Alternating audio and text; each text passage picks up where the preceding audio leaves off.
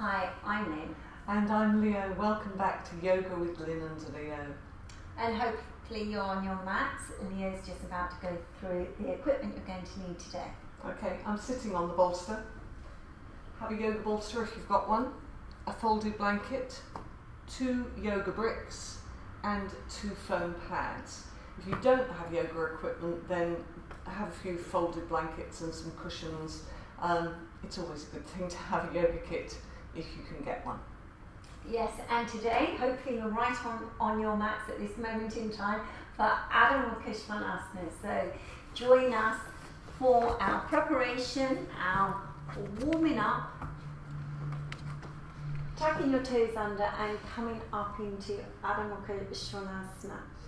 So today we're going to be working on becoming very stable in the pose and being aware of the very center of the body. So we've talked a little bit about the legs, a little bit about the arms, so make sure they're absolutely strong and straight. So the knees, quite easy to buckle, so make sure you're pulling up from the above the knee area and extending those thigh bones back. Reaching down into the wrist and the palms so much. Now see if you can scuff those palms towards the end of the mat, but they don't actually move. They really have a very good, strong connection with the earth side. Now reach through the center of the body all the way through the whole of the side waist, all the way up towards the back of the pelvis. Now just take your attention to the front and the back rib area and see that both the front and the back rib are evenly extending towards the back waist. Be in that position. Breathe. So see if you can keep that length just for a few more moments. Look forward. Bring your head up, look forward, bend your knees, either step or jump the legs to Uttanasana. So again, as you know, we've been through the different props for this action. Do have a couple of bricks or foam pads, whatever you need to put your hands onto if your hamstrings are still quite tight. Pull up the kneecaps and thighs. Come into the full action now, taking the hands beside the foot bones strongly. And as you do this, see that you lift even more through the abdomen so that it touches the spine. You have to see that the back of the abdominal wall reaches up towards the spine side. This will make you really strong and mobile in Uttanasana. Taking the hands forward, coming back into Adho Mukha Svanasana. Good. And extending. So if you did want to walk or step the legs back, then do so. Lifting up through the abdomen, press very strongly into the palms. And again, get that length through the ribs. The front and the back ribs need to reach evenly towards the back waist. So be mindful of that. Keep the legs absolutely strong and straight. Pull up those kneecaps and thighs. Lift up through the abdomen. Okay, looking forward and coming to Uttanasana once more. Good. Come into Uttanasana and see that you keep those legs lifting. So be sharp in your foot bones. Those outer foot bones need to really have a good action with the floor so that the inner ankles lift strongly. Lift through the inner thighs and lift those body groins. And now take the hands beside your feet. And just let the head release down. Just be in this pose. Breathe evenly, smoothly. If you find this a little bit challenging, then please do take your hands underneath your shoulders, or even, as we said before, taking your hands onto a couple of supports. To come out of the pose, walking the hands forward, extending the chest, and then coming up. Good. And standing in Tadasana in the center of your mat. So again, this is when we come back to our mountain pose, really strong and stable. So to make that strong and stable action dynamic, we have to work in the action. So take the weight right back into the heel bones, and then once you feel the touch of the heel bones, ground so strongly down into the floor. From that action, lift through the inner thighs, inner groins. And be sure that that weight is going back. Those thigh bones are reaching back to challenge those legs. Then lift through the center of the body and rolling those arms back and down, lifting your sternum, chest, and then just find that inner quietness, that softness of the breath, and just be there. So at first, quite often we find, particularly in the classes, that people do waver a little when they start to become very still and quiet.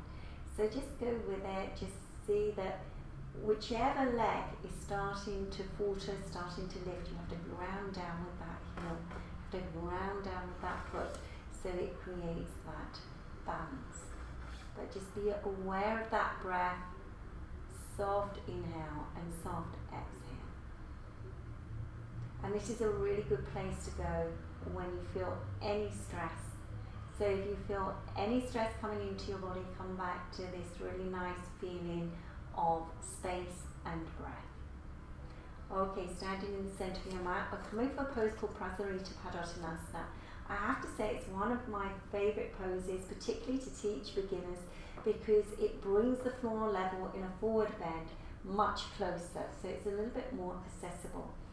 But for today, we're going to see that actually we come 2 stages. First stage will be with a concave spine, and then we'll come into the pose itself. So taking the fingers to your chest, reach it and jump those legs. Okay, now put your hands onto your hips, roll your shoulders back and down, lift up through the center of the body.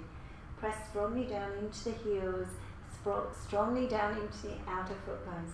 So this pose in itself, this preparation stage is really important. We do or we have got this pose in our pose directory with some extra tips to help you. So, but be in this pose and be sharp in the legs, sharp in the feet. The inner thighs need to move away from one another, but the lift needs to come out of the pelvis. Now reach forward, extend forward. You can see Leo's extending with an open chest. Be sure that your chest is open.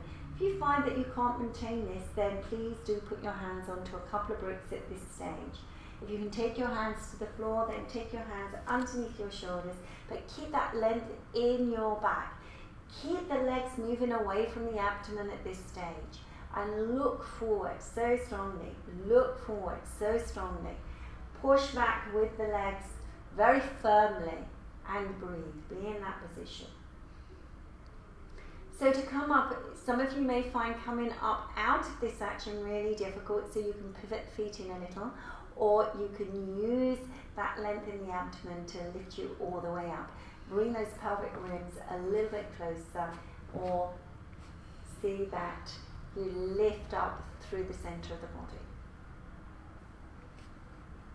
Okay, and stand with your feet together. Good. Just take a few breaths. We're going to come again at Prasarita Padottanasana. So lift up, roll your shoulders back and down, take your fingers to your chest and jump those legs apart again. Prasarita Padottanasana. Go and see that you reach into the outer foot bones, put your hands onto your hips, roll your shoulders back and down, and come into the action halfway. Those of you needing a little bit of support, put your hands down onto some bricks. Push the thighs away from you, thigh bones away, thigh bones away. Thigh bones away from the abdomen, extension of the chest forward. And now taking the hands down. Alright, so coming into this action, keeping those arms straight. Now keep the back extended, walk the hands back, but keep the arms straight. So you may need to soften the elbows to walk the hands back, but now take the hands back to wherever they can go to. Keep the arms straight. Now look up again, look forward, look up. See if you can create that concave action again.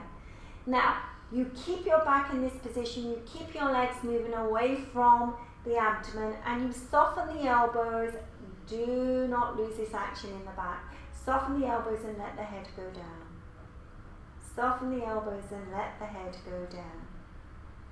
Okay, now, if you're able to take your head down, which takes quite a lot of practice, it's quite a challenging action, fine, move those thigh bones away. Otherwise, take your head again to your foam pads or your yoga brick and just let the head rest onto some support. Just be there, soft breath, soft inhalation and exhalation. Okay, we're coming out of the action now, so walk those hands forward. You may wish to pivot your feet in again, otherwise jump those legs together and coming up. Okay, and standing in your Tadasana. And again, this is a really wonderful way to just feel the pose in your body, feel the changes in your body. Be aware of your breath, your inhalation, your exhalation through your nasal passage. And just let the whole of the facial features release, relax. Let your senses move deeply within the body. So this is not relaxation, but this is just being aware of withdrawing the tensions. Just being in your Tadasana, strong, straight, with an open chest and an open heart.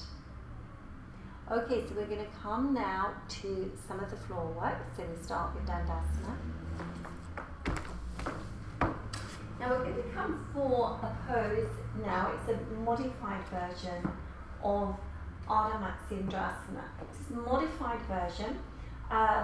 We do have clips of Ardha Matsyendrasana in our pose directory, so if you want to have a look at the classic pose, then please do refer to that.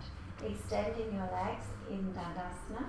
And again, we come back to this action. You can see Leo, if you're watching the screen, is pulling her buttock flesh back and sitting on a couple of foam blocks.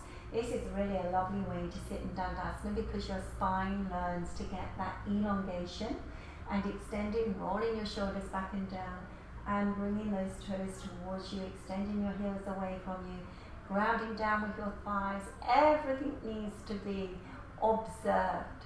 Every fiber needs to be lengthening. Okay, so we come for this modified version of Ardha Matsyendrasana, which means to say that you'll be taking one leg in a Virasana action. You can see here we have also again in our pose directory this way of going into a Virasana action. And the other leg is in Matsyendrasana.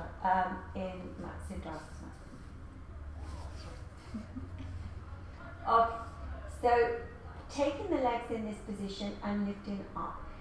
So it's really key, if you find that you drop in any of these seated twists, then go higher, lift higher. It's so important to get the first stages of the pose and really to get those therapeutic benefits of the action. Okay, so we come to the next action now. We're going to see if we can hook that left arm to the outer side of the right thigh. Yes. Now if you've got a yoga brick handy, place your hand onto that brick and lift up, lift up, lift up, and turn that back shoulder back. Turn it back and squeeze those hips in really strongly, keeping that nice lift through the body. Soft inhalation and exhalation. Okay, so we come out of this pose now, straightening the legs. This is a very strong action. If you find taking the leg over the Virasana thigh, then you can come into Marshyasana leg. Show the massage. Yeah, so Leo's going to show you the Marshyasana leg. Yeah, that's Marshyasana leg, so you can turn from there. Sometimes you find, that taking that foot to the other side of the thigh can be really difficult. So don't beat yourself up with this one. Lift up, you can see Leo's lifting up so much to get that rotation, and then hook that left arm to the outer right thigh and be in this position. Roll your shoulders back and down, lifting up. So it's quite a challenge. It's a really good rinsing action. And just take a few breaths, being aware of the broadness inside. So although you're rinsing everything out and you're coming into a fairly compact action, it's really important to breathe inside and broaden in the chest cavity. Can I just say as well that people who've got a sporty heritage in their body, you will find that this area Yeah, is very, top of the very thigh, tight. and the outer hip is really, Yeah. really, really tight. In the deep piriformis muscle, Yes. gets really tight on a lot of people. Yeah, that's a And- really good point. So if you're feeling that, then just go a little bit easy with it, and then just build it up gradually over time. But it is a pose you need if you're feeling it there. Yeah. Oh yeah. Yeah. Absolutely. And then release it. You have to know how to put the pause button on Yes. without stopping. Be kind to yourself. Okay, Dandasana. Alright, so we're coming into Shavasana action now. So Leah's got a bolster here that she's going to put underneath her thighs. This isn't essential, but it's really nice with the work that we've been doing today to actually put your legs over a support just to give that lovely softness and relaxation. So the blanket is going underneath the head and this comes underneath the thighs. Now when you go back, you lift your buttocks and you move your buttocks towards the support and then coming into the action. Okay. Alright, so once you're in this position and the legs are bent, you can then start to straighten the legs.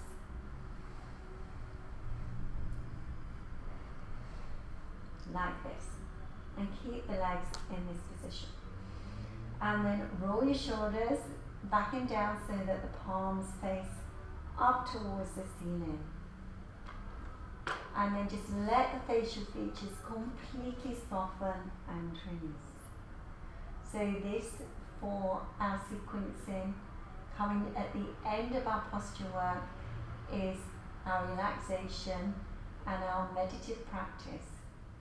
So be sure you don't just jump up and turn off the video.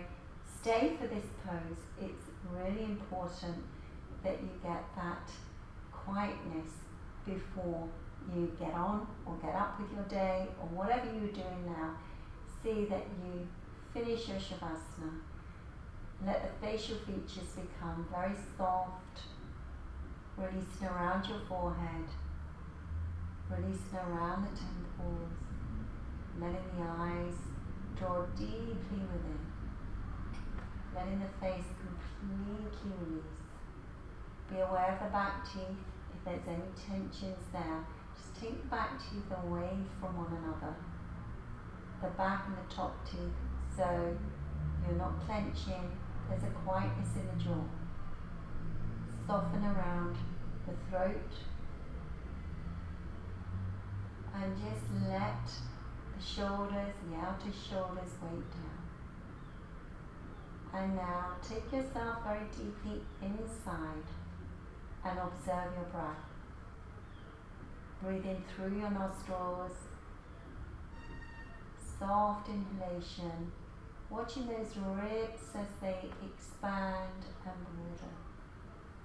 And as the breath releases, the recoiling action and the quietness that comes.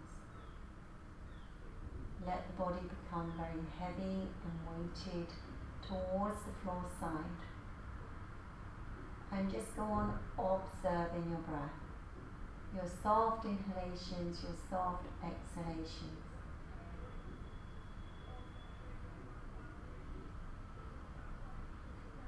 And keep this position, keep this practice for as long as you can.